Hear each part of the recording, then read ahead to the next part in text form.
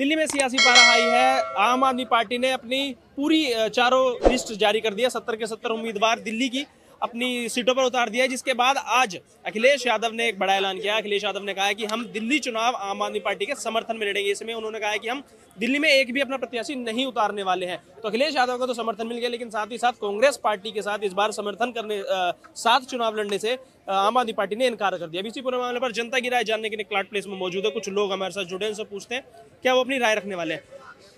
लोकसभा चुनाव में तो मोदी को हराने के लिए सारे इकट्ठे थे। कांग्रेस को आम आदमी पार्टी ने साइड कर दिया कि हम तुम्हारे साथ गठबंधन में चुनाव नहीं लड़ेंगे, लेकिन अखिलेश यादव समर्थन कर दिया है पूरा। कह रहे हैं आम आदमी पार्टी के समर्थन में चुनाव लड़ेंगे, एक भी प्रत्याशी नहीं उतारेंगे दिल्ली में। क्या कहेंगे? पहले तो ये पूछिए कि दिल्ली में सपा का वजूद क्या है जो आप प्रत्याशी उतार करके उनकी जमानतें जब्त कराने से अच्छा है कि ना उतारे, वो ज्यादा बढ़िया है। और रही बात केजरीवाल जी की, तो आज दुर्भाग्य देखिए इतिहास का कि कल तक जिनको चोर कहा जा रहा था, जिनको जेल में डालने की बात करी जाती थी, आज उनसे समर्थन मांगा जा रहा है कि प्लीज मैंने 10 सालों में 11 सालों में दिल्ली में कोई विकास नहीं किया है, मेरे साथ आकर के गठबंधन कर लो, मेरी दिल्ली में सरकार बचा लो। ये है केजरीवाल जी का दोहरा चरित्र, ये साफ साफ हो गया। दूसरा, सिसोदिया जी भागे कहां से? पटपड़गंज से। दूसरा चरित्र इनका साफ हो गया। अगर काम किया तो भागता कौन है? भागता तो वही है जिसके नाक तले चोरी होती है। भागे ना सिसोदिया जी। उसके अलावा 17 से 18 विधायकों का टिकट ही इन्होंने काट दिया, उनको दिया ही नहीं। क्यों नहीं दिया भैया? अगर इतना अच्छा काम हो रहा था आपके नेतृत्व के अंदर, दिल्ली लंदन पेरिस बन रही थी, क्यों नहीं दिया?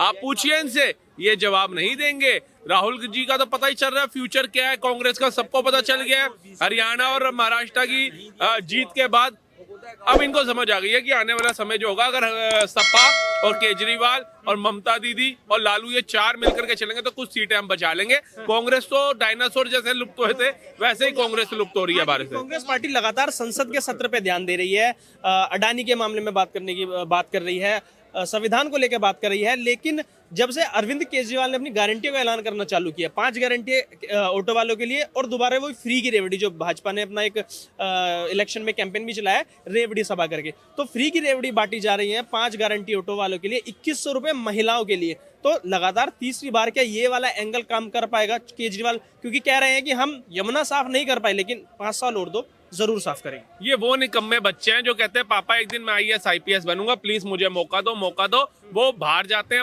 माँ बाप की मेहनती कमाई को खराब करते हैं और अय्याशियां करते हैं। ये वो बच्चे बन चुके हैं। आप एक बात आइए, केजरीवाल जी 11 साल में आप 1 किलोमीटर तक की भी यमुना नहीं साफ करवाए, पूरी तो छोड़ दीजिए। तो अब क्या हर साल आते हैं, मेरे को 2 साल और दे दो, मुझे 3 साल और दे दो, अब मुझे 5 साल और दे दो। क्यों दे दे भैया आपको? ऊपर से आपने अपना बैनर लगा दिया, लाएंगे केजरीवाल। कौन लाना चाह रहा है आपको दिल्ली में? आप दिल्ली की जनता के पास तो जाइए, जहां जा रहे हैं, जिस इलाके में जा रहे हैं, थप्पड़ खा करके आ रहे हैं। ये तो आपका मान सम्मान रह गया दिल्ली के अंदर। उसके बाद इन्होंने जो आह्वान कर दिया ऑटो वालों को लेकर के और महिलाओं को लेकर के, पहले तो ऑटो वालों को भी और महिलाओं को भी ये सोचना पड़ेगा कि वही स्थिति दिल्ली में ना हो जाए जो यूपी में हुई थी, खटाखट वाली। और जब कार्यालय में गए 8500 लेने, तो लात मार के भगाया था फटाफट। तो ये दिल्ली के अंदर 2100 देने की बात कर रहे हैं, 5 लाख बीमा देने की बात कर रहे हैं, 1 लाख रुपया बेटियों की शादी के लिए देने की बात कर रहे हैं, 2500 रुपए साल में 2 बार वर्दी देने की बात कर रहे हैं। इनसे पूछो ये पैसा लाएंगे कहां से? जल बोर्ड घाटे में, बिजली विभाग घाटे में, ठीक है जी, स्वास्थ्य विभाग घाटे के अंदर, ठीक है जी, अपना DTC घाटे के अंदर। तो ये पैसा आएगा कहां से? और अभी आपने देखा होगा 1-1.5 महीना पहले ये केंद्र से मांग रहे थे कि हमें 10,000 करोड़ रुपए की लोन दिया जाए, मदद दी जाए, क्योंकि सरकारी कर्मचारियों को पैसा देने के लिए, सैलरी देने के बाद हमारे पास पैसा नहीं है। अगर ये डिपेंडेंट केंद्र के ऊपर है, तो आप ये सोचिए कि ये जो योजनाएं लेकर के आ रहे हैं कि 2100 रुपए महिला को दूंगा, ऑटो वालों का भला करेंगे, ये कहां से करेंगे? ये हाथ खड़े कर देंगे, क्योंकि भीख तो ये मांग रहे हैं केंद्र से, और केंद्र इनको ऐसे फ्री की रेवड़ी बांटने के लिए तो पैसा देगी नहीं। और फिर ये कहेंगे LG नहीं दे रहा। मतलब ओवरऑल घूम करके कहानी 5 सालों के लिए वही अटक जाएगी कि LG काम नहीं करने दे रहा। और आप ये देखो 11 सालों के अंदर दिल्ली की स्थिति ये है कि यहाँ के जो मूल निवासी है वो दिल्ली में घर बेच कर करके गुड़गांव शिफ्ट हो रहे हैं, नोएडा शिफ्ट हो रहे हैं।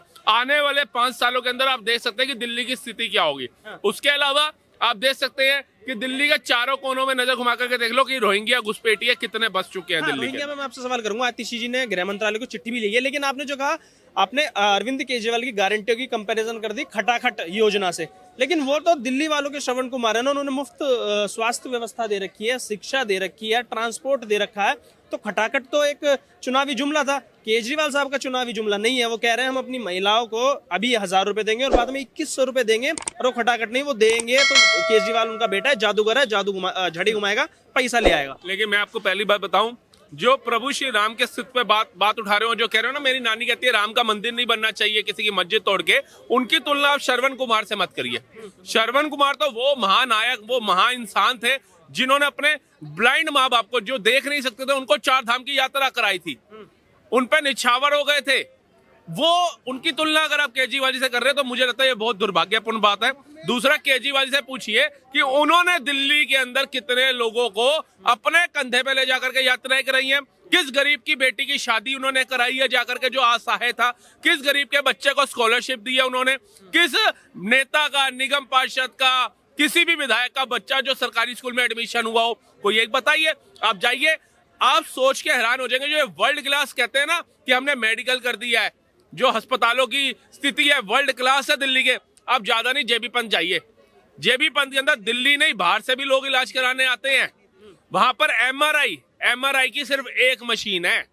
अगर आपको डॉक्टर ने लिख दिया एमआरआई कराइए जाकर के, आपको समय दिया जाएगा 1 साल बाद का, 1.5 साल बाद का, इतना में आपके दिमाग की नस फट चुकी होगी, स्वर्गों में आपका वास हो चुका होगा जो जाएगा वहां पर। तो ये तो स्थिति है वर्ल्ड क्लास की। रात को 3 बजे जाइए, लोग बाहर कंबल लेकर के बिछे हुए हैं, 3 बजे पर्ची लगाने के लिए लाइन में लग जाते हैं, और उनसे पूछो भैया इसके बाद नंबर आ जाए, कह रहे नहीं, जितनी ये लाइन है इसके बाद एक लाइन और लगेगी ओपीडी के लिए, डॉक्टर को दिखाने के लिए, वो 10 बजे आएगा, उसके बाद एक लाइन और लगेगी दवाई लेने के लिए, और दवाई जो मतलब की दवाई होगी, जो इफेक्ट करने वाली दवाई होगी, वो इनके पास होगी नहीं, वो कहेंगे बाहर से जाकर के लो। तो क्या फ्री दे रहे हो, क्या वर्ल्ड क्लास आप हॉस्पिटल दे रहे हो, जाकर के स्थिति तो देखिए। मतलब इतनी ठंड के अंदर ओस पड़ रही है, उनके पास शेड तक नहीं है। ये स्थिति वर्ल्ड क्लास हॉस्पिटल की हो सकती है क्या? उसका आरोप भी तो बीजेपी पे लगाया जाता है ना कि जो पड़ोसी राज्य हैं, पड़ोसी राज्य से इतने लोग आ जाते हैं दिल्ली के अंदर, क्योंकि वहां पे व्यवस्थाएं अच्छी नहीं है, दिल्ली में व्यवस्थाएं अच्छी हैं, तो इतने लोग आ जाते हैं कि दिल्ली वालों का जो इलाज दिल्ली वालों को मिलना चाहिए वो पड़ोसियों को मिल जाता है। उन्होंने कहा था ना कि बिहार से लोग आते हैं, 500 रुपए का टिकट कराते हैं और यहाँ से मुफ्त स्वास्थ्य व्यवस्था लेके चले जाते हैं। आप एक बात बताइए, यहाँ पर जितने पेशेंट रात को बाहर बैठे हैं, ये हार्ट ट्रांसप्लांट के लिए आए हैं, किडनी ट्रांसप्लांट के लिए आए हैं, या लीवर ट्रांसप्लांट के लिए आए हैं? आप जाकर के देखिए, कोई डेंगू से ग्रस्त है, कोई टीबी से ग्रस्त है, किसी को मलेरिया हो रखा है, किसी को टाइफाइड है, किसी को फूड पॉइजनिंग है, और बड़े बड़े केस ने, बड़े वाला जिसके किडनियां फेलियर होंगी वो बाहर सर्वाइव कर सकता है, जिसका हार्ट फेलियर होगा, ब्लॉकेज होगी, वो बाहर सर्वाइव कर सकता है। ये सिर्फ मूर्ख बनाते हैं। और बिहार से मेरे को नहीं लगता, या यूपी से किसी को सर्दी जुकाम हो गया या किसी को डेंगू हो गया तो वो भागा भागा आएगा यहाँ पर। वहां ऐसी भी स्थिति खराब नहीं है। एम्स की सौगातें हर राज्य में मिल रही हैं, और हॉस्पिटल जो है, स्वास्थ्य केंद्र वो है। अगर गोरखपुर के अंदर एक मठ के अंदर अस्पताल चल सकते हैं, बिहार के अंदर अगर बालाजी का मंदिर अस्पताल चला सकता है, तो सोचो वहां पे सरकारी अस्पताल भी कुछ तो किया होगा लालू प्रसाद यादव ने, या बिल्कुल निकम्मा था। या सारी आज सोच लिया एनडीए के अंदर अगर नीतीश बाबू आ गए तो अस्पतालों की लाइन लग जाएगी। और आप बताइए, क्या हजारों रुपए लगा करके, किराया लगा करके बंदा यहाँ पे सर्दी जुकाम का इलाज कराने आएगा? सिर्फ ये मूर्ख है जो इंसान द्वारका रह रहा है। आयुष्मान योजना इन्होंने लागू नहीं करी, कि गरीब मैक्स या 40s में इलाज ना कराए। वो भाजपा का कारण क्या नजर आता है? ये आयुष्मान योजना दिल्ली में क्यों लागू नहीं होने देते? क्योंकि इन्हें कहीं ना कहीं ये तो लगता है कि दिल्ली की जो जनता है वो 200 यूनिट बिजली का पैसा नहीं दे सकती, वो थोड़े से पैसे अपनी स्वास्थ्य व्यवस्था के लिए नहीं दे सकती। लेकिन अगर 5 लाख रुपए का मुफ्त इलाज मिल जाएगा आयुष्मान योजना के तहत, तो समस्या क्या नजर आ रही है? लागू क्यों नहीं होने दे रहे? देखिए, वो एक ऐसे आम आदमी है जिनको खांसी भी अगर जरा सी छिड़ जाती है तो मैक्स खोल दो, खांसी ज्यादा बढ़ गई, कहीं टीबी में ना तब्दील हो जाए, बेंगलोर भागते हैं फ्लाइट लेकर के, वो भी वो कहते हैं उसके अंदर प्राइवेट, उसके अंदर। ठीक है जी, आप जाकर के देखिए, गरीब वो एक ही बेड पे 3-3 लिटा रखे हैं। आप कभी जाइए सरकारी अस्पताल का ब्यौरा करिए, जमीनी स्तर पे आपको पता चलेगा कि ये स्थिति है। वो न्यूडल लगाते हैं ब्लड निकालने के लिए, वो ब्लड आधे से ज्यादा बेड पे गिर जाता है, वो बेडशीट चेंज नहीं होती। कितना इन्फेक्शन है। अगर किसी को मान लो टीबी है, उसके बीच में ही आपने मलेरिया वाला लिटा दिया, वो ठीक होगा या और बीमार होगा? तभी आप रेशो उठा करके देखो, सरकारी अस्पताल के अंदर कितनी लाशें उठ रही हैं रोज के दिन में, कितने लोग ठीक होकर के अपने घर पहुंचते हैं। आप जाकर के स्थिति देखिए ना, आपको पता चलेगा। मेरा तो फ्रेंड था, मैं गया हूँ रात को, एक्सीडेंट हुआ, पास में जो हॉस्पिटल होगा ऑब्वियस है वहीं भागेंगे। भगे तो मैंने रात को देखा, मैं कभी चारे कंबल लेकर के सो रहे हैं, मुझे ये अंदर स्वेट शर्ट डाली हुई है, वार्मर डाला, ऊपर कोट है जैकेट के साथ, तब मुझे इतनी ठंड लग रही है। और ये बेचारे कंबल में कैसे सरवाइव कर रहे हैं, और ये कहते हैं वर्ल्ड क्लास अस्पताल बना दिए। वर्ल्ड क्लास थू है ऐसे वर्ल्ड क्लास हॉस्पिटल में साहब।